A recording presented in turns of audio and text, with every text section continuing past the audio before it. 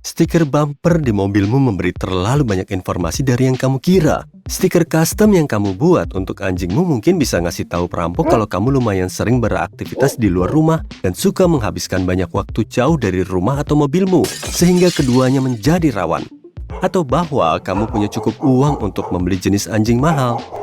Stiker yang menunjukkan kamu punya anak bisa diterjemahkan menjadi perhatianku gampang terganggu dan aku selalu repot. Jadi, mobilku gampang banget dicuri. Stiker yang kamu bawa dari liburan di mobilmu juga menunjukkan kamu mungkin pergi selama beberapa bulan pada suatu waktu atau kamu suka melakukan perjalanan jarak jauh. Kalau kamu bangga dengan aktivitas keluargamu, jangan gunakan stiker bumper untuk menunjukkannya.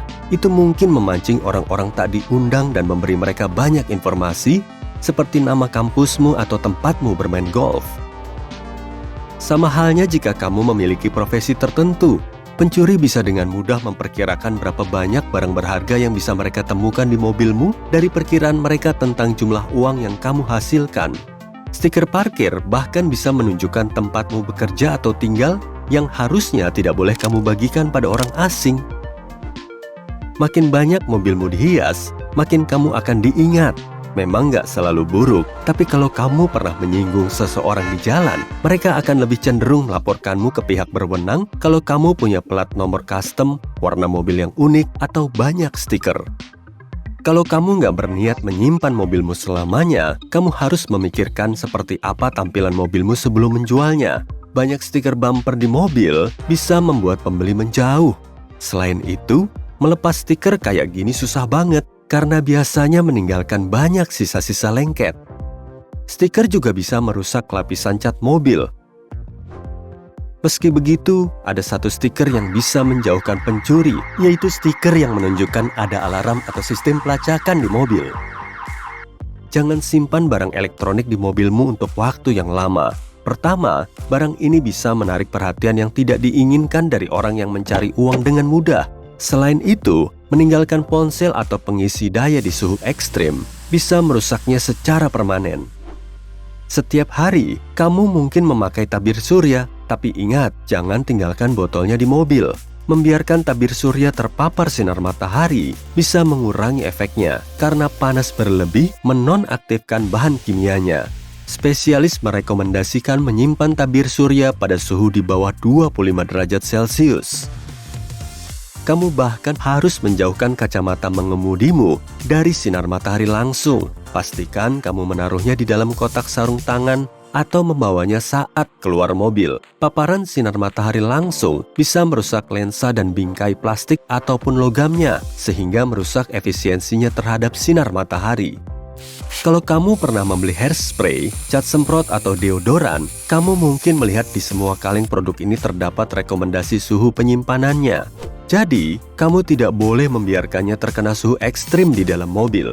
Botol-botol ini bisa dengan cepat mengembang dan meledak. Belum lagi, isinya bisa sangat mudah terbakar. Cobalah untuk tidak meninggalkan botol air plastik di mobil. Kalau sudah terpapar panas, kamu bisa saja mengkonsumsi zat berbahaya seperti BPA, senyawa kimia yang digunakan dalam pembuatan berbagai jenis plastik. BPA bisa berpindah dari plastik ke dalam air setelah beberapa waktu. Itu sebabnya air minum kemasan juga punya tanggal kadaluarsa.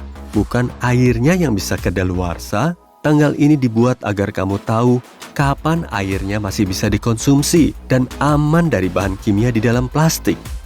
Bukan cuma itu, botol air yang ditaruh di jok mobil di bawah sinar matahari langsung bisa menjadi mirip kaca pembesar bagi sinar matahari dan menjadi mudah terbakar.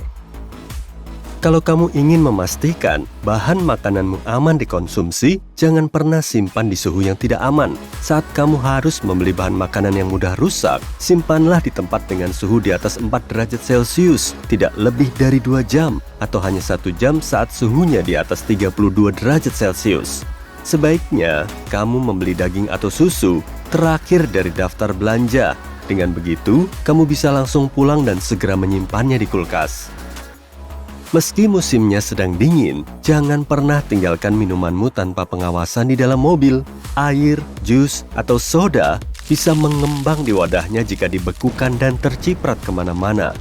Memasukkan pakaian basah ke dalam kantong setelah keluar dari sauna atau kolam renang memang lebih praktis, tapi pastikan kamu tidak meninggalkannya terlalu lama di mobil. Pakaian itu bisa dengan mudah ditumbuhi jamur atau bakteri yang bisa menempel di tempat-tempat kecil di mobilmu. Selain itu, kamu tak akan bisa memakainya lagi. Gantung saja sampai kering begitu kamu tiba di rumah supaya tidak rusak. Nah, aku juga sering khawatir napasku agak kurang sedap, terutama pas lagi perjalanan jauh. Tapi aku nggak pernah makan permen karet, soalnya gampang lengket dan menempel ke barang-barang di mobilku, apalagi kalau dibiarkan terpapar panas terik. Makan permen karet di musim dingin juga kurang baik, karena bisa jadi padat dan beku, sehingga rasanya hilang dan berbahaya untuk gigi putihmu. Sebaiknya, pilih permen jeli kalau kamu emang harus menyegarkan napasmu saat di mobil. Tas tangan juga salah satu barang yang nggak boleh kamu tinggal tanpa pengawasan di mobil. Kita sering menaruh barang berharga di tas, seperti kunci rumah atau dompet. Jadi, sebaiknya pastikan kamu nggak meninggalkannya di mobil dan memancing pencuri. Kalau kamu perlu meninggalkannya di mobil, taruh saja di bagasi, karena tidak begitu terlihat dari luar di kebanyakan mobil. Mobilmu seharusnya tidak menjadi tempat penyimpanan dokumen penting. Segera hancurkan atau kirim lewat surel sesegera mungkin. Kalau mobilmu dibobol, kontrak atau formulir pajakmu mungkin membuka informasi berharga tentang hidupmu. Kebanyakan orang meninggalkan dokumen menghadap ke atas di kursi penumpang, sehingga lebih mudah dibaca oleh orang kepo dari luar. Kamu bisa memakai krayon lilin selama perjalanan panjang untuk menghibur anakmu, tapi jangan lupa dikeluarkan dari mobil atau ditaruh di wadah kedap udara begitu kamu tiba di tempat tujuan ya. Perlengkapan seni ini mudah meleleh dan bisa menodai kursimu. Selalu rencanakan perjalananmu jauh hari kalau mau membeli tanaman hias. Kalau kamu tahu nggak bakal langsung pulang, pastiin kamu membeli tanaman yang kuat. Suhu 7 derajat Celcius sampai 10 derajat Celcius saja bisa membuat tanaman yang rapuh layu dalam waktu 1 jam. Bukan cuma itu, kalau daunnya menyentuh jendela, kaca yang dingin bisa merusaknya. Meski tanamannya agak besar, jangan pernah menaruhnya di bagasi atau membiarkannya mencuat keluar jendela. Dan kalau di luar sangat dingin, pastikan kamu menghangatkan kendaraanmu sebelum menaruh tanamanmu di dalam. Selalu pastikan untuk mengemudi menggunakan sepatu, mau sedekat apapun jaraknya atau sepanas apapun di luar. Kamu mungkin harus mengerem dengan cepat dan tekanan kakimu mungkin kurang jika tanpa sepatu. Selain itu, saat ada kendaraan darurat dan kamu harus keluar dari mobil, kakimu mungkin akan terluka atau kamu akan membuang banyak waktu memakai sepatu.